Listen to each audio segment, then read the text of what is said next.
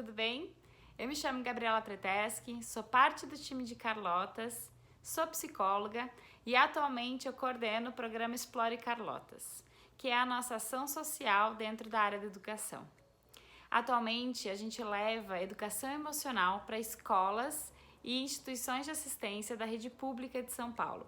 Nosso objetivo é desenvolver os pilares de empatia, respeito, diversidade e saúde emocional para estudantes, professores, educadores da escola como um todo e também comunidade escolar.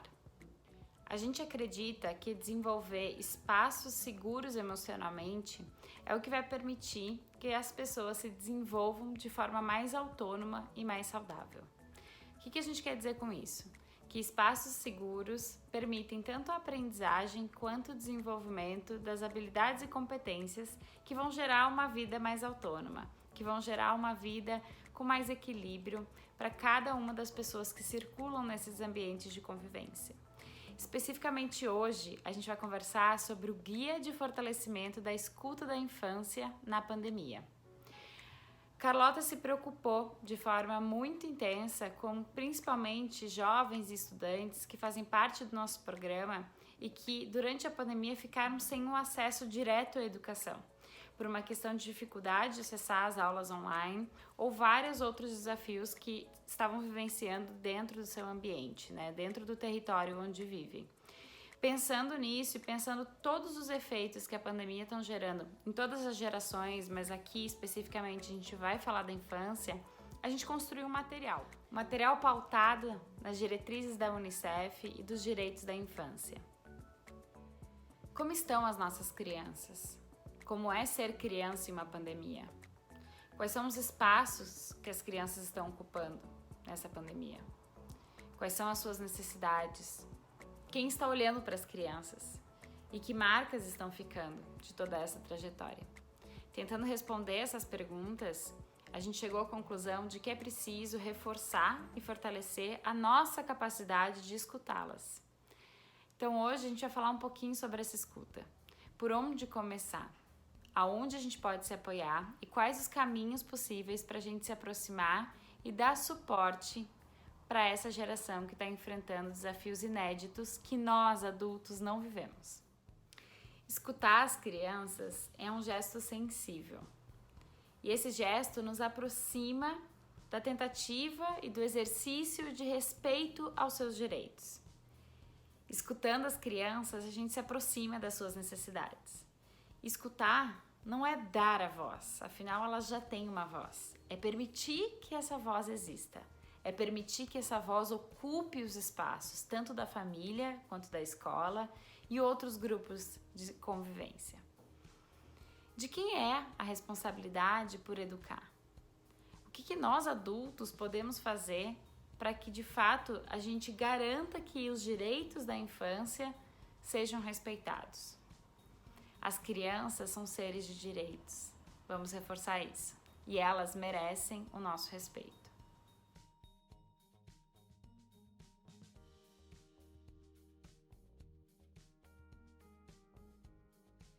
Um dos objetivos desse trabalho é tentar entender quais são os verdadeiros danos e impactos que a pandemia causou na infância como um todo.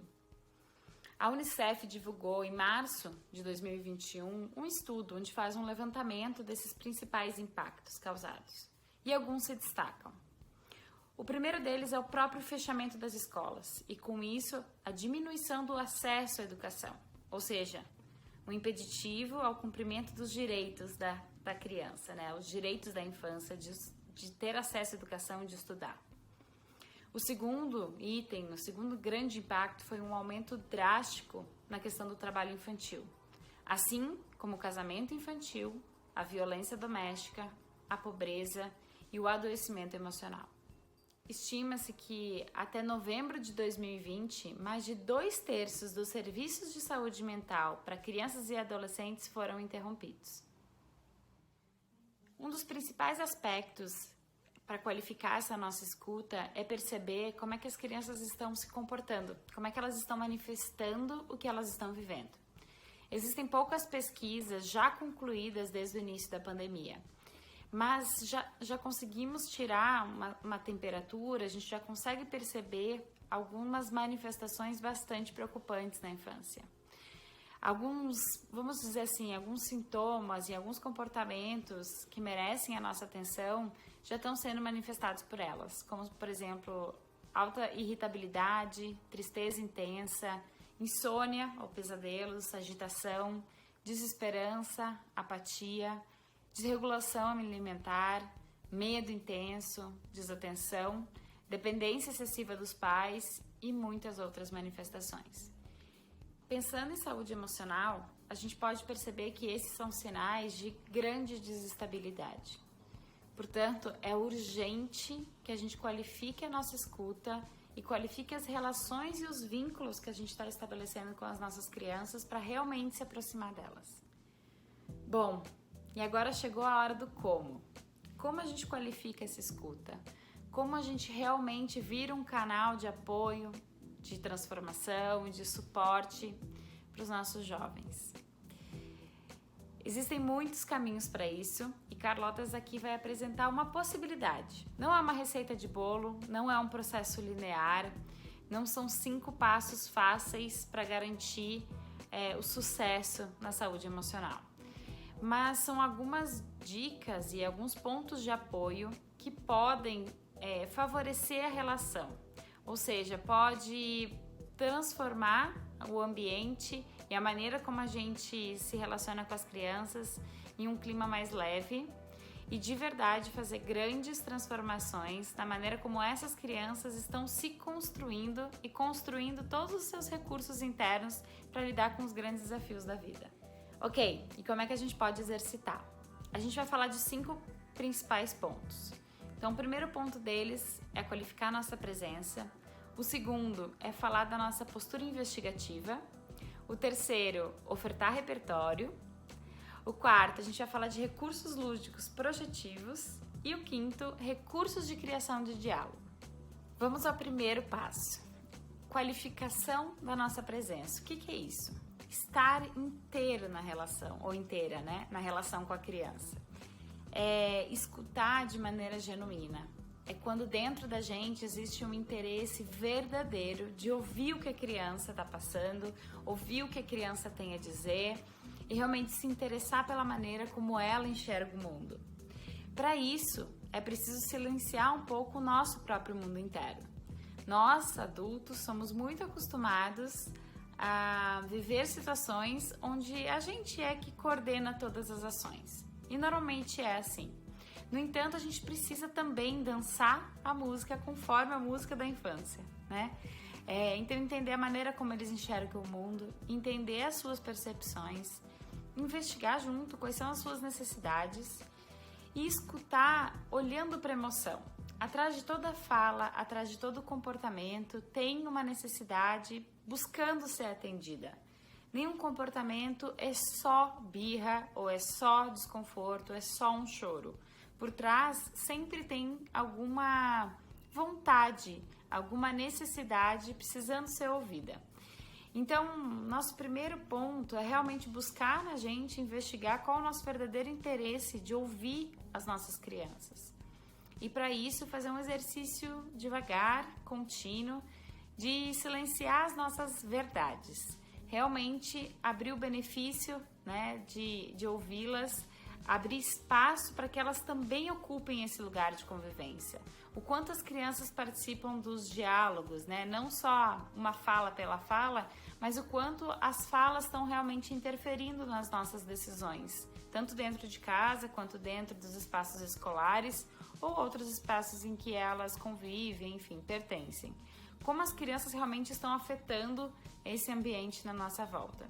E como a gente pode desligar um pouquinho essa voz interna e o nosso automatismo para que as vozes delas comecem a aparecer e ocupar cada vez mais esses espaços. Ainda sobre a presença, tem alguns desafios, né? Alguns ladrões de presença, digamos assim.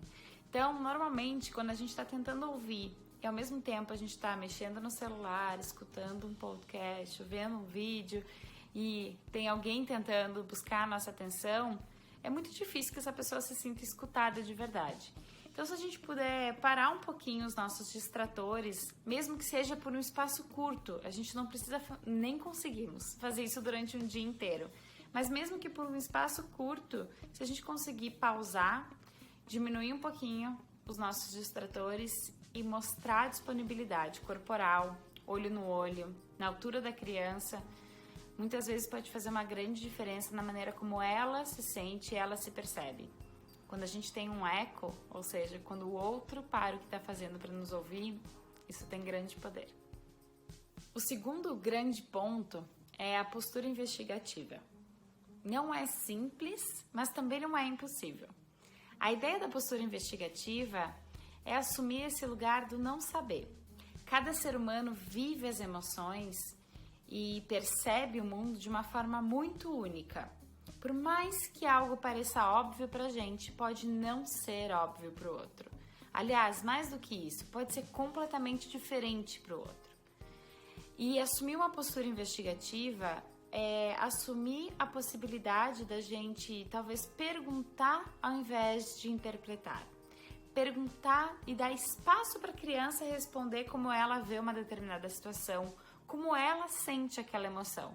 Não é porque raiva me deixa com as mãos formigando e com vontade de expandir meu movimento que isso também funciona exatamente da mesma forma para o meu filho, para minha filha, enfim, para o meu aluno estudante. Então, perguntar ao invés de interpretar o que aquele indivíduo, especialmente a criança, está sentindo, pode ser muito poderoso até para que ele ou ela desenvolva um olhar mais crítico e aumente o seu autoconhecimento sobre o que está sentindo. Um outro ponto, ainda dentro da postura investigativa, é a ideia de navegar pelas hipóteses. Às vezes a criança não vai ter a resposta pronta, mas naveguem pelas hipóteses, principalmente quando ela ainda não está muito segura do que responder. Quando você pergunta como você está se sentindo, o que essa situação despertou em você, o que você quer dizer com isso, e ela não sabe responder, é interessante que a gente baixe um pouquinho a nossa ansiedade de já ter resposta e naveguem juntos pelas hipóteses. Testem as hipóteses. Puxa, se a gente fosse por esse caminho, onde será que isso poderia nos levar? Puxa vida, eu vi que toda vez que eu entro no quarto e faço esse determinado movimento ou falo para você organizar as suas coisas, você fica muito irritado. De que outra forma eu poderia comunicar isso, porque eu acho isso importante?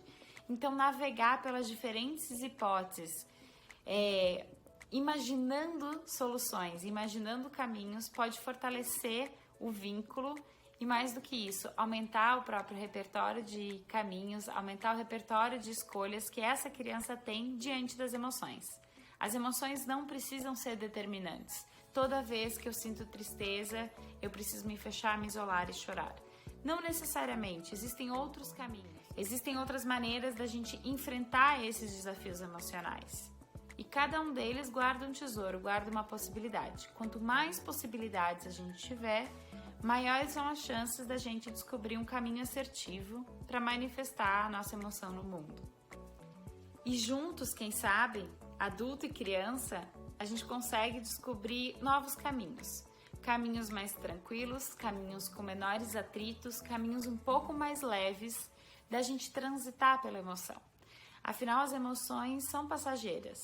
Só que muitas vezes a gente esquece disso. E parece que aquele ponto de desafio emocional vai transformar e quem sabe impactar num dia inteiro, numa semana inteira, quem sabe num mês. Lembrando, as emoções são passageiras. E ao mesmo tempo, lidar com elas permite que a gente descubra muitos caminhos de construir relações mais próximas, com vínculos mais saudáveis, de maior acolhimento e transformação. Então, descubram juntos caminhos que funcionem bem para vocês, adultos e crianças, onde todos consigam minimamente ter a maior parte das suas necessidades atendidas dentro daquele ambiente. Um outro ponto fundamental sobre saúde emocional e escuta para a infância é a ideia da gente ofertar repertório. Educação emocional é algo novo, tá se falando bastante, mas nós adultos não tivemos isso de forma tão intensa na nossa escola ou quem sabe na nossa família. E um dos pontos principais da educação emocional é que o jovem, a criança e depois o adulto consiga nomear, perceber e nomear o que sente. E muitas vezes o nosso repertório é muito pequeno, né? O nosso repertório pode ser muito pobre. Então, desde o início, desde as primeiras manifestações emocionais, se o adulto que estiver perto de uma criança conseguir ajudar a criança a identificar e dar nome para sua emoção, a gente vai criando contornos mais seguros e uma clareza a respeito de como aquele indivíduo se sente no mundo. E pode parecer muito simples, mas sim, o simples fato de nomear a emoção baixa muito a nossa ansiedade e baixa muito a angústia que a gente sente em não saber lidar com aquilo que está dentro de nós. Um outro ponto é ofertar possibilidades com qualidade, ou seja, como está sendo os recursos que a gente está ofertando para os nossos pequenos. Como são os livros? Esses livros que a gente oferta falam sobre emoção? Ou é só uma sucessão de fatos? Então, ofereça livros que falem sobre o mundo emocional, que explorem diferentes possibilidades e uma diversidade emocional.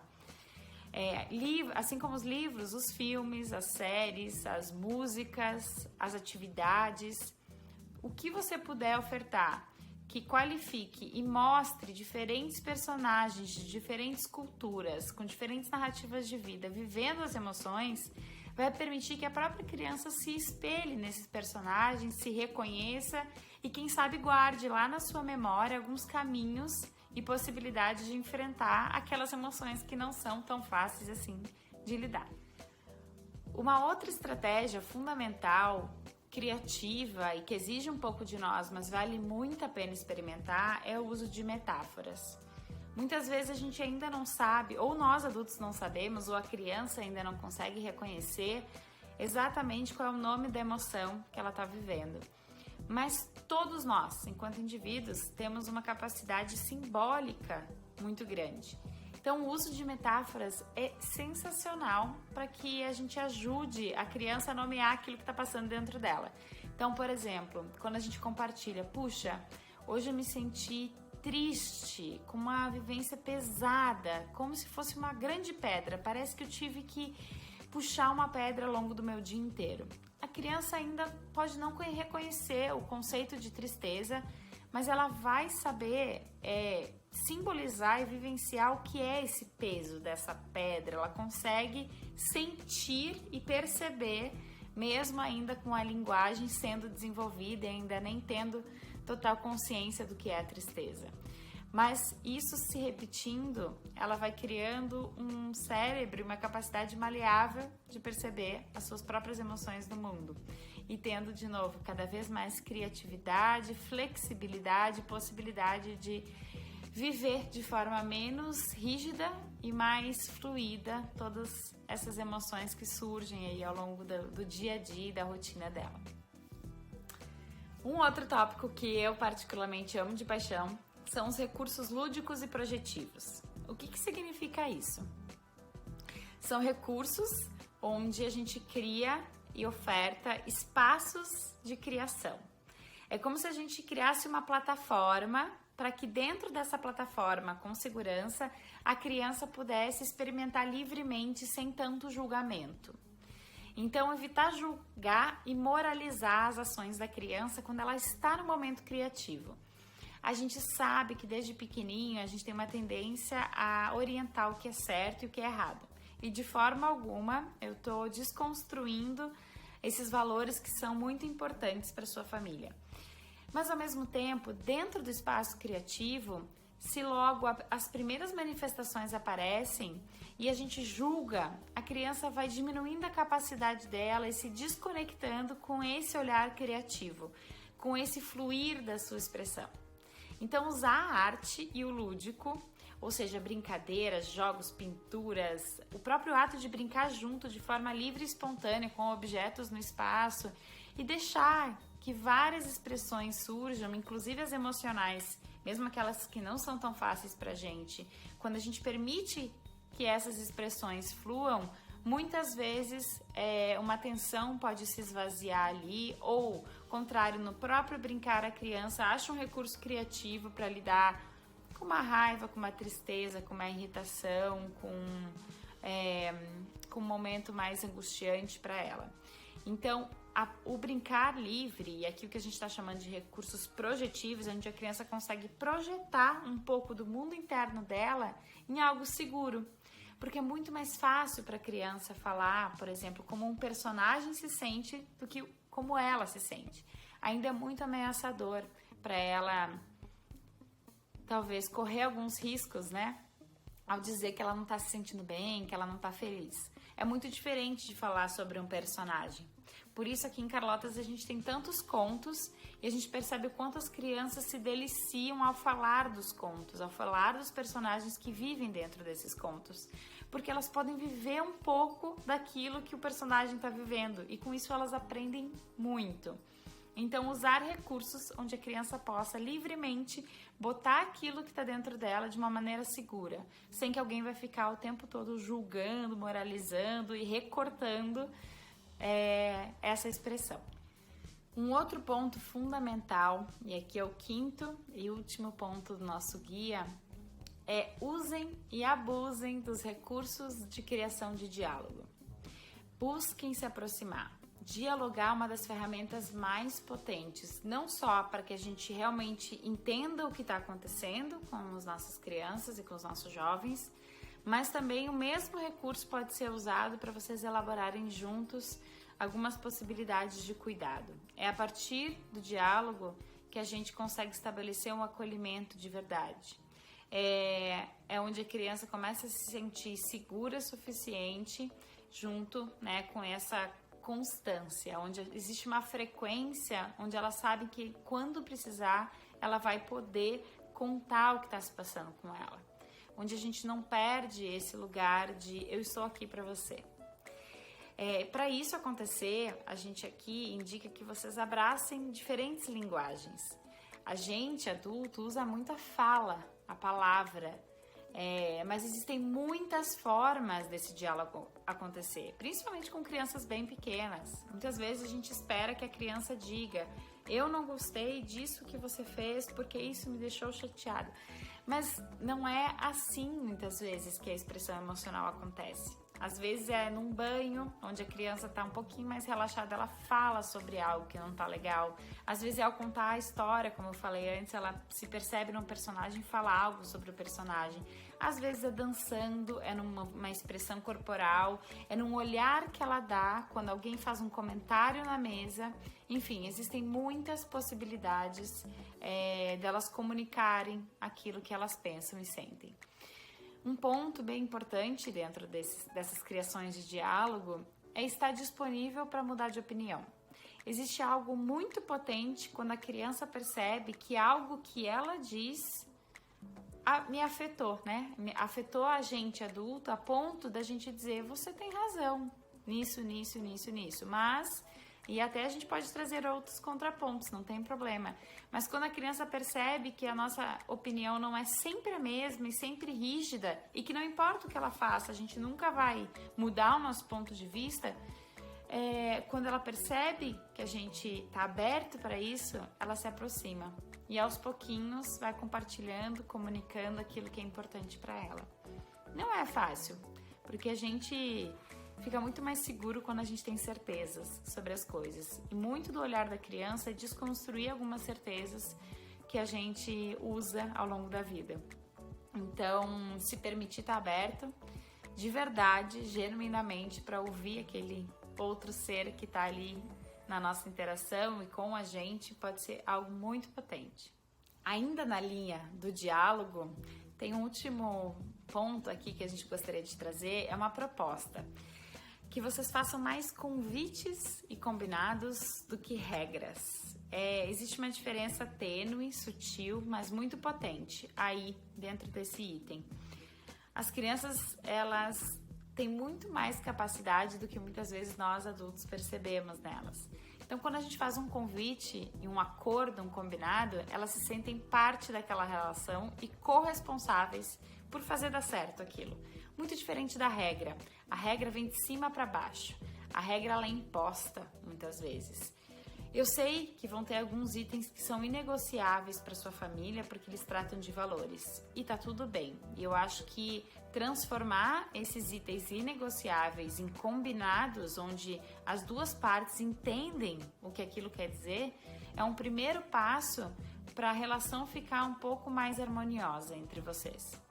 E aos pouquinhos, fazendo cada vez mais convites e permitir que a criança também traga os seus próprios combinados e convites. Como seria perguntar para os nossos estudantes ou para os nossos filhos o que eles pensam que é importante que comece a funcionar dentro de casa ou dentro da sala de aula? O que eles gostariam que acontecesse nesses espaços? Por trás de muita imaginação, muita ludicidade, pode ter várias necessidades emocionais escondidas. Por mais que não dê para fazer exatamente ou atender exatamente o pedido deles, talvez a necessidade emocional ganhe um espaço e a gente ache estratégias juntos para que essas necessidades sejam cada vez mais atendidas. Bom, para fechar esse espaço, eu quero agradecer o interesse. Só de saber que tem adultos abertos o suficiente, interessados de verdade em escutar os nossos pequenos seres em desenvolvimento, já é algo que para Carlotas tem um lugar de muito valor e nos traz muita alegria.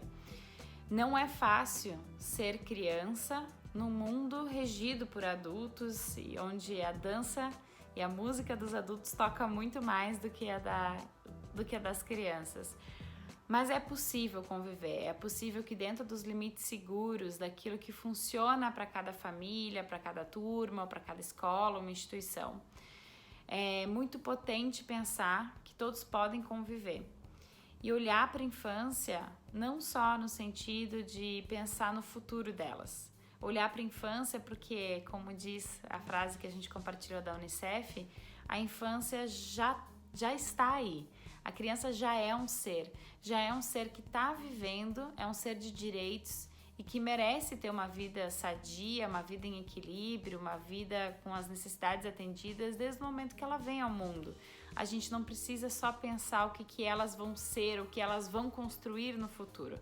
É claro que isso é importante, mas hoje a criança já tem um papel muito importante, qualquer lugar que ela está, qualquer família que ela esteja vivendo, qualquer lugar que ela esteja ocupando. A criança já é um indivíduo e ela está ali e ela precisa fazer parte disso. É muito potente perceber as mudanças que podem acontecer dessa pequena transformação de postura. Escrevam para Carlotas com as suas dúvidas, contem pra gente quais desses recursos vocês usaram, quais que fizeram sentido e quais os pontos de dúvida e interesse pra gente seguir dialogando. Sigam as nossas redes e sintam-se sempre muito convidados e convidadas a fazer parte dessa jornada.